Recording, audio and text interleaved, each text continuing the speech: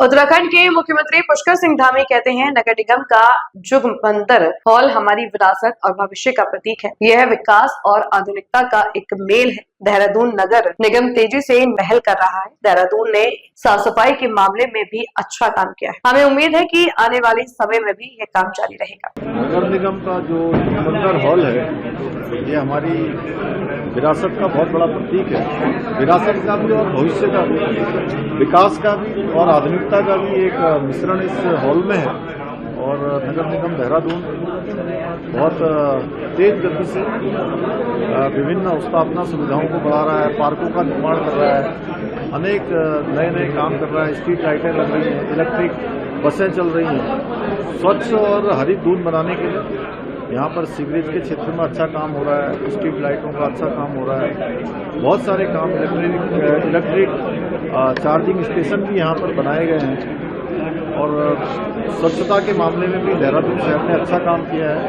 आने वाले समय में और अच्छा काम करेगा। हमारा संकल्प है कि देहरादून स्वच्छ बने और क्लीन और ग्रीन दोनों ही कॉन्सेप्ट को पूरा करते हुए आगे बढ़े। इसको ध्यान में रखते हुए 1400 करोड़ से भी अधिक की परियोजनाओं पर देहरादून में काम हो रहा है। ये सभी परियोजनाएं आने वाले समय में देहरादून शहर के विकास के लिए एक मील का पत्थर साबित होंगे। सर, प्रधानमंत्री मोदी का दौरा की और देखिए, अभी आदरणीय प्रधानमंत्री जी का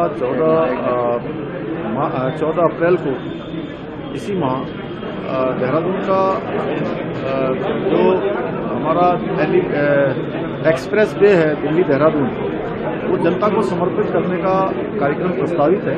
और हम सब लोगों में बड़ी एक तरह से मैं कहूँ उत्साह है लोगों में।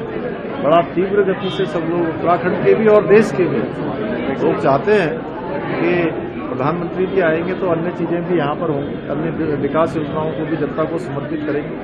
क्योंकि उत्तराखंड की जनता से, उत्तराखंड राज्य से उनका एक विशेष लगाव है, आध्यात्मिक लगाव भी है, व्यक्तिगत जुड़ाव भी है।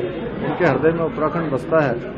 इस कारण से उत्तराखंड में अनेक परियोजनाएं उनके प्रधानमंत्री बनने के बाद चालू हुई हैं। चाहे वो सीमांत क्षेत्रों का विकास हो, चाहे वो उन गांवों का और उन क्षेत्रों का उन्होंने प्रवास किया है जहां कभी पहले कोई प्रधानमंत्री नहीं गए थे। चाहे वो माणा गांव हो, जिसको देश का अंतिम गांव कहा जाता था, उन्हें पहले गांव की संज्ञा दी, या मुखवा हरसिल जो गंगा जी का मायका है, वहां आकर शीतकालीन यात्रा को प्रोत्साहित करना हो, शीतकालीन यात्रा में सम्मिलित होना हो, या हमारा आदि कैलाश क्षेत्र जो 17,000 फुट की ऊंचाई पर है, वहां आकर आदि कैलाश पार्वती कुंड के उन्होंने दर्शन किए। गुंजी जैसा सीमांत क्षेत्र उन्होंने देखा। और आपदा का समय हो या कोई अन्य समय हो, अभी भी आपदा के समय में भी हम सबके बीच में आकर उन्होंने सभी उत्तराखंड वासियों का उस समय कहीं न कहीं प्रोत्साहन किया था। उस दुख की घड़ी में हम सबके बीच में आए थे। और अभी राज्य की स्थापना का जो हमारा 25 साल पूरा होने का रजत जयंती समारोह था, उस समारोह में भी शामिल हुए थे। तो इस बार फिर से वो आ रहे हैं, तो हम उनका स्वागत करते हैं, अभिनंदन।